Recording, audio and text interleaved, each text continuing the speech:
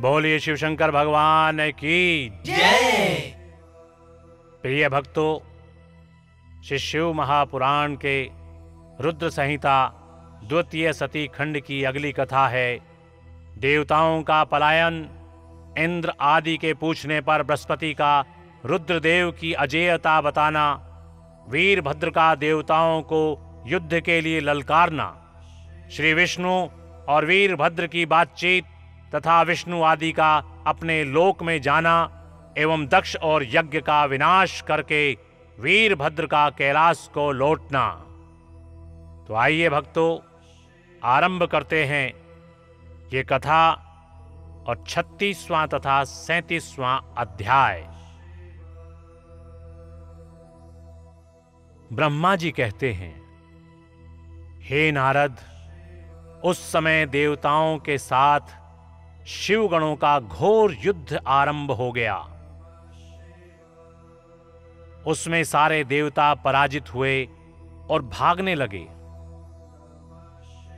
वे एक दूसरे का साथ छोड़कर स्वर्गलोक में चले गए। उस समय केवल महाबली इंद्र आदि लोकपाल ही उस दारुण संग्राम में धैर्य धारण करके उत्सुकता पूर्वक खड़े रहे।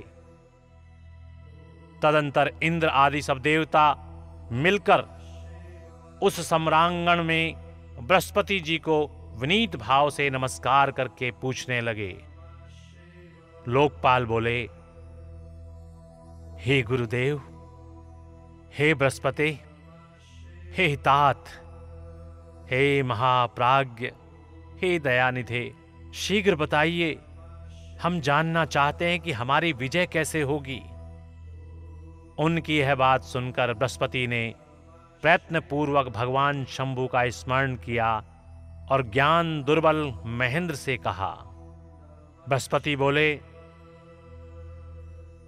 हे इंद्र, भगवान विष्णु ने पहले जो कुछ कहा था वह सब इस समय घटित हो गया। मैं उसी को स्पष्ट कर रहा हूं, सावधान होकर सुनो। समस्त कर्मों का फल देने वाला जो कोई ईश्वर है वह कर्ता का ही आश्रय लेता है। कर्म करने वाले को ही उस कर्म का फल देता है। जो कर्म करता ही नहीं, उसको फल देने में वह भी समर्थ नहीं है। अतः जो ईश्वर को जानकर उसका आश्रय लेकर सत्कर्म करता है, उसी को उस कर्म का फल मिलता है, ईश्वर द्रोही को नहीं। न मंत्र, न औषधियां, न समस्त आभिचारिक कर्म, न लौकिक पुरुष, न कर्म, न वेद, न पूर्व और उत्तर मीमांसा तथा न नाना वेदों से युक्त अन्यान्य शास्त्र ही ईश्वर को जानने में समर्थ होते हैं। ऐसा प्राचीन विद्वानों का कथन है। अनन्य शरण भक्तों को छोड़कर दूसरे लोग संपूर्ण वेदों का 10,000 बार स्वाध्याय करके भी महेश्वर को भली भांति नहीं जान सकते। यह महाश्रुति का कथन है। अवश्य भगवान शिव के अनुग्रह से ही सर्वथा शांत, निर्विकार एवं उत्तम दृष्टि से सदा शिव के तत्व का साक्षात्कार ज्ञान हो सकता है। हे सुरेश्वर, क्या कर्तव्य है और क्या अकर्तव्य, इसका विमोचन करना अभिष्ट होने पर मैं जो इसमें सिद्धि का उत्तम अंश है उसी का प्रतिपादन करूंगा। तुम अपने हित के लिए उसे ध्यान देकर सुनो। इंद्र, तुम लोकपालों के साथ आज नादान बनकर दक्ष यज्ञ में आ गए। बताओ तो, यहां क्या पराक्रम करोगे? भगवान रुद्र जिनके सहायक हैं, ऐसे ये परम क्रोधी रुद्रगण इस यज्ञ में विघ्न डालने के लिए आए हैं और अपना काम पूरा करेंगे, इसमें संशय नहीं है। मैं सत्य कहता हूं कि इस यज्ञ के विघ्न का निवारण करने के लिए वस्तुतः तुम में से किसी के पास भी सर्वथा कोई उपाय नहीं है। बृहस्पति की यह बात सुनकर वे इंद्र सहित समस्त लोकपाल बड़ी चिंता में पड़ गए। तब महावीर रुद्रगणों से घिरे हुए वीरभद्र ने मन ही मन भगवान शंकर का स्मरण करके इंद्र आदि लोकपालों को डांटा और इसके पश्चात रुद्रगणों के नायक वीरभद्र ने रोष से भरकर तुरंत ही संपूर्ण देवताओं को तीखे बाणों से घायल कर दिया। उन बाणों की चोट खाकर इंद्र आदि समस्त सुरेश्वर भागते हुए दसों दिशाओं में चले गए। जब लोकपाल चले गए और देवता भाग खड़े हुए, तब वीरभद्र अपने गणों के साथ यज्ञशाला के समीप गए।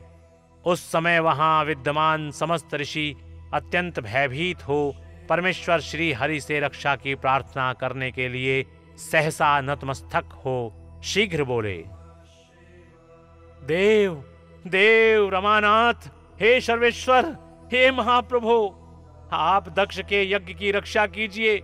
आप ही यज्ञ हैं, इसमें संशय नहीं है। यज्ञ आपका कर्म, रूप और अंग है। आप यज्ञ के रक्षक हैं, अतः दक्ष यज्ञ की रक्षा कीजिए। आपके सिवा दूसरा कोई इसका रक्षक नहीं है। ब्रह्मा जी कहते हैं, हे नारद, ऋषियों का यह वचन सुनकर मेरे सहित भगवान विष्णु वीरभद्र के साथ युद्ध करने की इच्छा से चले। श्री हरि को युद्ध के लिए उद्धत देख शत्रुमर्दन वीरभद्र, जो वीर प्रमथ गणों से घिरे हुए थे, कड़े शब्दों में भगवान विष्णु को डांटने लगे।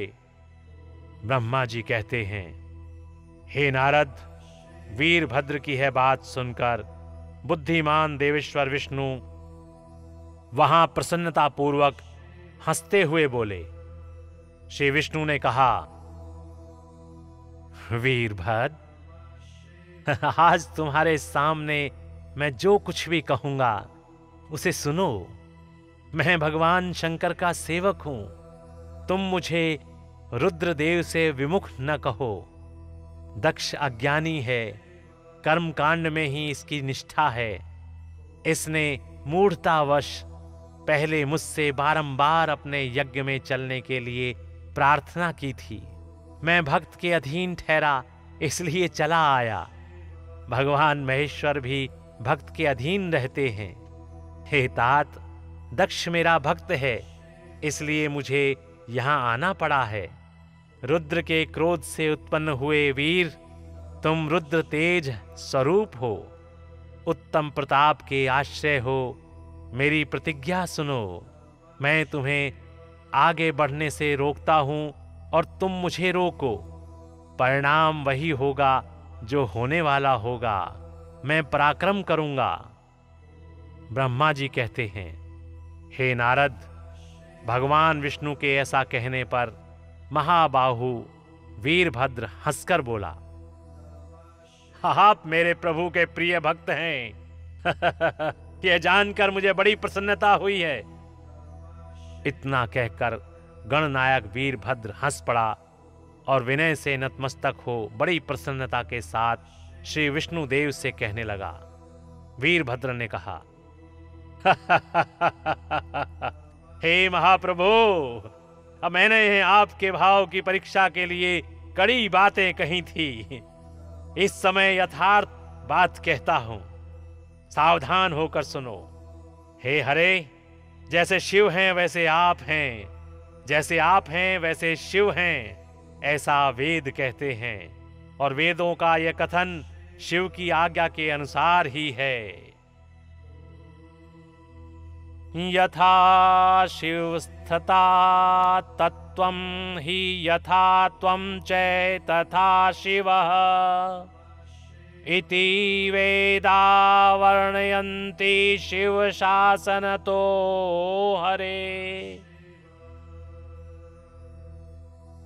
रमानाथ, भगवान शिव की आज्ञा से हम सब लोग उनके सेवक ही हैं। तथापि जो बात कही है वह इस वाद विवाद के अवसर के अनुरूप ही है। आप मेरी हर बात को आपके प्रति आदर के भाव से ही कही गई समझिए। ब्रह्मा जी कहते हैं, वीरभद्र का यह वचन सुनकर भगवान श्री हरि हंस पड़े और उसके लिए हितकर वचन बोले। श्री विष्णु ने कहा, महावीर, तुम मेरे साथ निःशंक होकर युद्ध करो। तुम्हारे अस्त्रों से शरीर के भर जाने पर भी मैं अपने आश्रम को जाऊंगा। ब्रह्मा जी कहते हैं, ऐसा कहकर भगवान विष्णु चुप हो गए और युद्ध के लिए कमर कसकर डट गए। महाबली वीरभद्र भी अपने गणों के साथ युद्ध के लिए तैयार हो गए। हे नारद, तदंतर भगवान विष्णु और वीरभद्र में घोर युद्ध हुआ। अंत में वीरभद्र ने भगवान विष्णु के चक्र को स्तंभित कर दिया तथा सारंग धनुष के 3 टुकड़े कर डाले। तब मेरे द्वारा एवं सरस्वती द्वारा बोधित हुए श्री विष्णु ने उस महान गणनायक वीरभद्र को असह्य तेज से संपन्न जानकर वहां से अंतर्ध्यान होने का विचार किया। दूसरे देवता भी यह जान गए कि सती के प्रति जो अन्याय हुआ है उसी का यह सब भावी परिणाम है। दूसरों के लिए इस संकट का सामना करना अत्यंत कठिन है। यह जानकर वे सब देवता अपने सेवकों के साथ स्वतंत्र सर्वेश्वर शिव का स्मरण करके अपने अपने लोक को चले गए। मैं भी पुत्र के दुख से पीड़ित हो सत्यलोक में चला आया और अत्यंत दुख से आतुर हो सोचने लगा कि अब मुझे क्या करना चाहिए। मेरे तथा श्री विष्णु के चले जाने पर मुनियों सहित समस्त यज्ञ के आधार रहने वाले देवता शिवगणों द्वारा पराजित हो भाग गए। उस उपद्रव को देखकर और उस महामख का विध्वंस निकट जानकर वह यज्ञ भी अत्यंत भयभीत हो मृग का रूप धारण करके वहां से भागा। मृग के रूप में आकाश की ओर भागते देख वीरभद्र ने उसे पकड़ लिया और उसका मस्तक काट डाला। फिर उन्होंने मुनियों तथा देवताओं के अंग भंग कर दिए और बहुतों को मार डाला। प्रतापी मणिभद्र ने भृगु को उठाकर पटक दिया और उनकी छाती को पैर से दबाकर तत्काल उनकी दाढ़ी मूंछ नोच ली। चंड ने बड़े वेग से पूषा के दांत उखाड़ लिए, क्योंकि पूर्व काल में जिस समय महादेव जी को दक्ष के द्वारा गालियां दी जा रही थी उस समय वे दांत दिखा दिखाकर हंस रहे थे।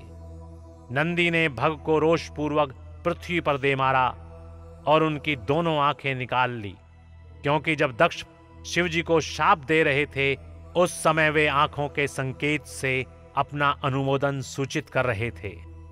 वहां रुद्रगण नायकों ने स्वधा, स्वाहा और दक्षिणा देवियों की बड़ी विडंबना दुर्दशा की।